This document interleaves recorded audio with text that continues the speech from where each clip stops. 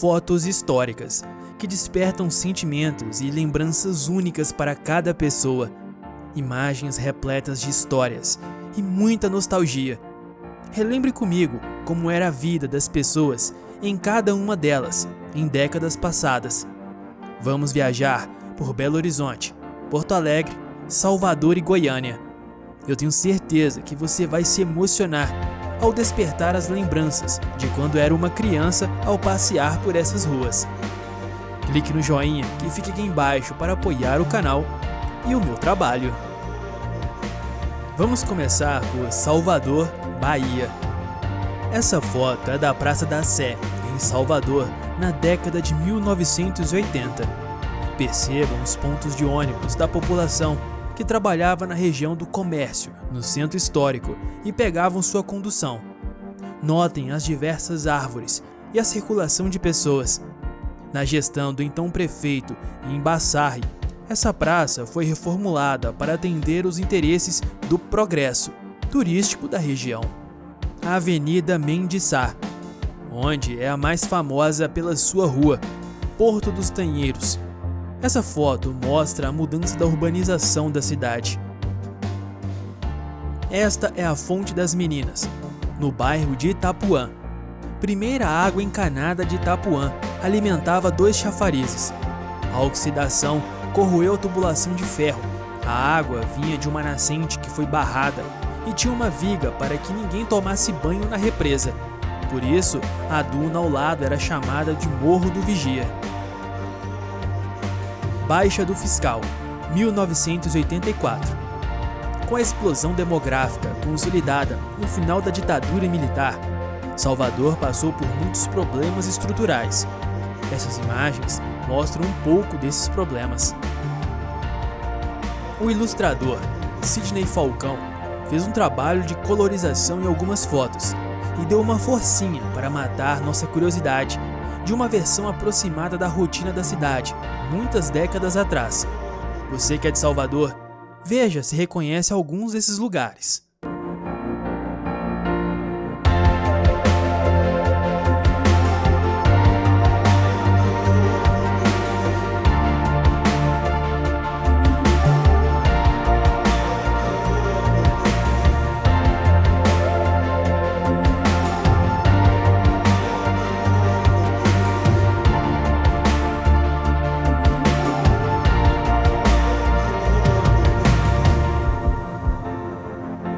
Agora vamos para Goiânia, capital de Goiás.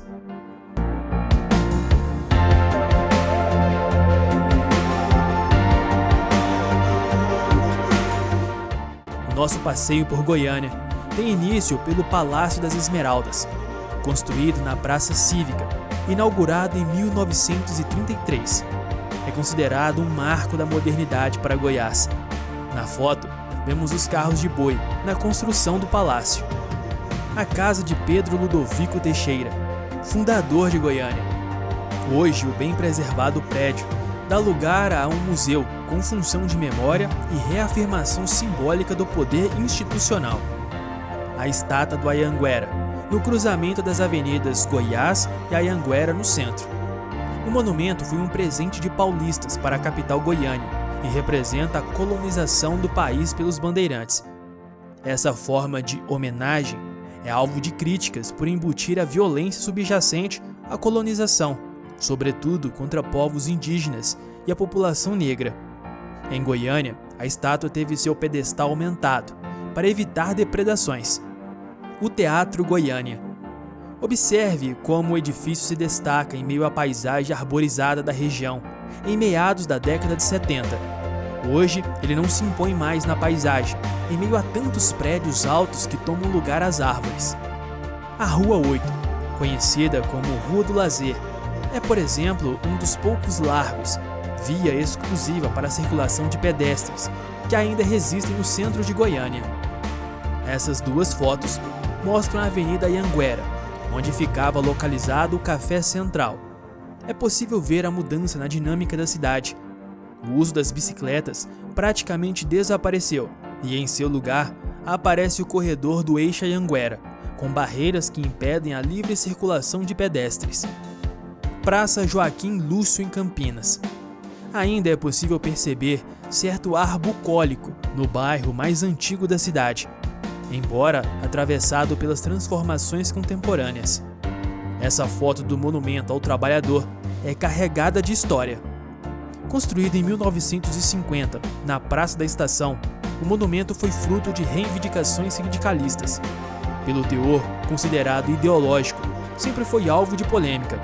É que havia um painel, Os Trabalhadores, de Clóvis Graciano, com imagens consideradas subversivas. Em plena ditadura militar, o Comando de Caça a Comunidades, CCC, em 1966, derrubou o pinche fervido nos painéis, o que deixou vandalizado. Já na década de 80, Joaquim Roriz, prefeito de Goiânia, jogou ao chão as armações. Em 1993, vereadores aprovaram autorização para que a prefeitura reerguesse o monumento, com restauração do painel de Clóvis Graciano. Atualmente, a Praça do Trabalhador passa por requalificações, mas o monumento ao trabalhador ainda não foi restaurado. Agora vamos para Porto Alegre.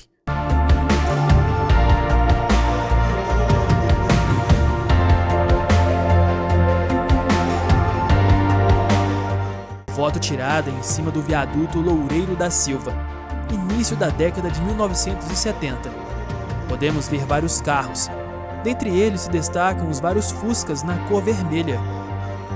A Praça do Parobé, início da década de 70. Se você prestar atenção, poderá ver os meninos trabalhando de engraxate. E esse era um trabalho muito comum na época. A loja Hobby, início da década de 90. A famosa loja teve mais de um endereço, entre eles no início da Avenida Azenha. Aqui se reuniam muitos adolescentes para se divertirem e interagirem uns com os outros. Campo da PUC-RS, década de 1970.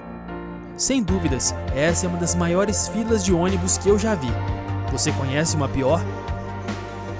A Rua da Praia, década de 70. Podemos observar que a rua é muito movimentada, o que contrasta com os painéis, letreiros e outdoors que chegam a tampar a visão. O fim da linha do ônibus Bela Vista, Avenida Taquara. Porto Alegre teve muitos deles. Causaram uma revolução quando apareceram. Viraram notícia de jornal, eram criticados, alguns apanhavam quando faziam seu trabalho. Os Homens de Vermelho eram cobradores da capital gaúcha, de 1959. Naquele tempo, uma empresa de cobranças teve a ideia de contratar funcionários vestidos de vermelho, da cabeça aos pés, meias, sapatos, tudo. Nas costas, tinha o logotipo da empresa e em letras garrafais se lia Cobrador. Quando toda a cidade sabia dos Homens Vermelhos, os devedores tratavam de correr para o escritório de cobrança para evitar o vexame. Imaginem a cena. Bastava o cara apertar a campainha da casa para que todo o bairro soubesse que ele era um caloteiro. General Câmara, a Rua da Ladeira, cruzando com Andradas, em 1941. A grande enchente deixou marcas. Essa imagem colorida com inteligência artificial nos mostra nos mínimos detalhes as pessoas assustadas com os estragos da chuva. A Bombonière, da Neugebauer, na Rua da Praia, sucesso entre as décadas de 1950 e 1970. Andar de bonde nessa época era sem dúvida uma aventura e tanto. As crianças adoravam. Praça Otávio Rocha, década de 1940. Uma mulher muito bem vestida aparece ao lado da igreja evangélica de confissão luterana. Ela foi demolida para a construção de uma nova. Abrigo dos bondes na Praça 15, por volta de 1940. A foto colorizada. Nesta imagem podemos observar os carros, bem antigos e característicos dessa época. Sem dúvidas, essa foto do Palácio do Comércio ao fundo é maravilhosa, principalmente quando observamos os carros e as pessoas da época apressadas para resolverem os seus pepinos. Atracadouro das Barcas, bairro Assunção, em 1947. Nesse período, a travessia entre Porto Alegre e Guaíba era administrada pela Daer, e realizada através de barcas que transportavam veículos e pessoas. O antigo atracadouro era localizado no bairro Assunção. A Avenida Otávio Rocha, por volta da década de 40. Os carros estacionados são um charme à parte. Agora vamos para Belo Horizonte, capital de Minas Gerais.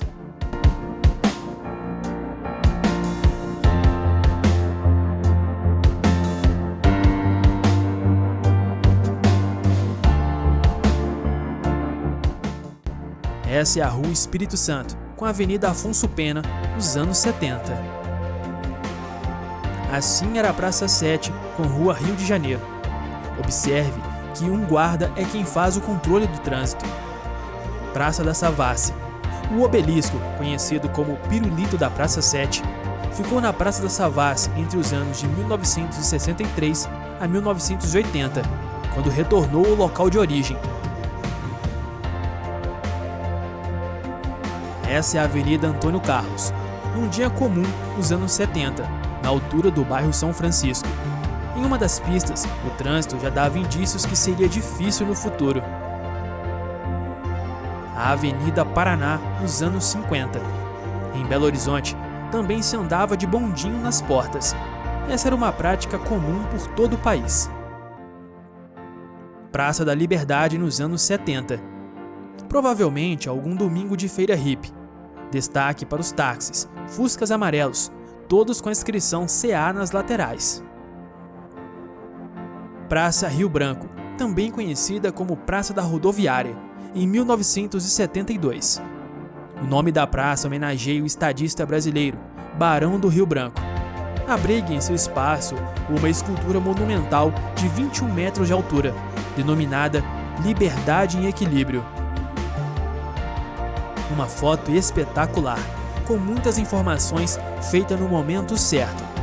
A autoria e data são desconhecidos, mas deve ser de 20 a 30 anos atrás. O que você acha? Em algum dia de operação linguição das linhas de ônibus na Avenida Pedro I, na altura com o antigo viaduto da Avenida Portugal. E mesmo não sendo uma foto tão antiga, nada nela existe mais. A TAM, o modelo de transporte, os ônibus, a loja, portas e janelas, e as avenidas e o viaduto já não são da mesma forma. Para alguns, as mudanças foram para melhor, para outros nem tanto, mas de toda forma, existe uma saudade dessa época. Praça Vaz de Melo, década de 60. Essa imagem da antiga Praça Vaz de Melo, que existia onde hoje está o Complexo Viário da Lagoinha.